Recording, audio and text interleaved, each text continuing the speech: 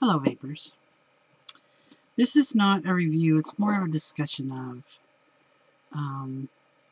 this little device, and it is the Kick from Evolv. So, a little bit of backstory.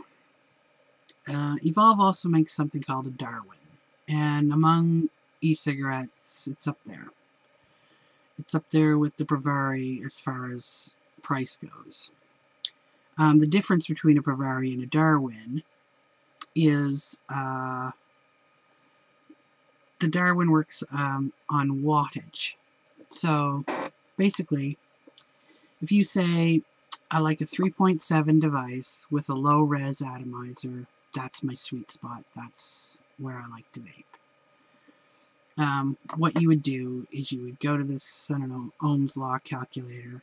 You'd put in the wattage, you put in the ohms of your out of your cardo, and the Darwin, it would give you the wattage to set your Darwin at. Great, right? Darwin and Bravari, they do other things like tell you what ohm the cardo is, like you don't know what you ordered, but anyway.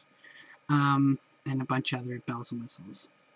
So, but the thing with the Darwin is, no matter what you put on that device once you set it at its wattage, the internals would adjust the voltage to match the ohm to get that sweet spot back for you. You with me? Okay. So the Darwin is $250, something like that, crazy amount. And hard to get now because they're not making it anymore. But this is like Darwin Light. You don't get a lot of bells and whistles because there's no LED screen or whatever. But what you do get is this. You would set this to your wattage. There's a little dial there with crosshairs. And you would do your little calculations for your sweet spot. You'd set the, I believe it's called a potentiometer. Don't quote me. You would put this in your tube mod, which would have to be some sort of metal because it has to ground itself, on top of your battery in your mod, and it would adjust with the ohmage of whatever cardo or adder you put on it. Awesome idea, right? It is.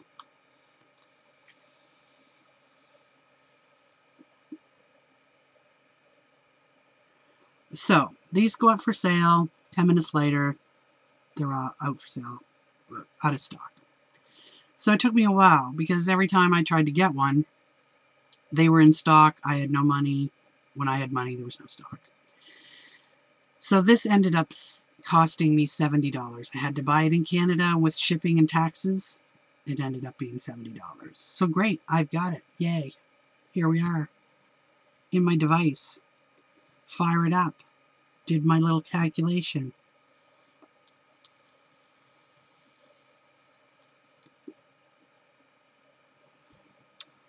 It's great.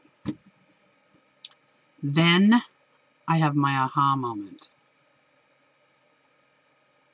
So remember back when I told you, if you like a 3.7 voltage with a low res addy, you'd know your wattage, whatever. So this, yeah. This is it. Here's the perplexing part of it. If you like a 3.7 device with a low res addy, why are you buying anything else? Why are you buying anything else? So I'm sitting here with the great, that tastes just like it should. Now let's test the theory of it'll taste the same with a different ohm atomizer. So I grab my little tickle trunk thing, open it up and go, wait a minute, I like low-res addies. I like low-res cardos. I don't have any other ohm because why would I buy that if I don't like it?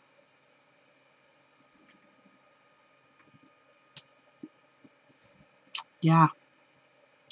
So I can't tell you if this works the same for whatever ohm you put on it because I don't have any other ohm. So I just spent $70 to make this taste exactly the way it tasted before.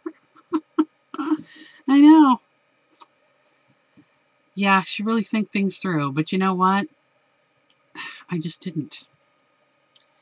So if you like changing things up and, you know, but then you'd have to take it apart and change the thing anyway. So yeah, I will say that it does make it taste like a fresh battery until it's a dead battery. That makes sense. So there's no dwindling of taste. It's just on one draw and gone the next. And it's fresh. But for $70, I could get quite a few of those ones and have a fresh battery all the time. So I guess I get caught up in the hype of it all and didn't really think it through. But at least I didn't pay $250. Anyway, that's everybody's entitled to their opinion. This one is mine.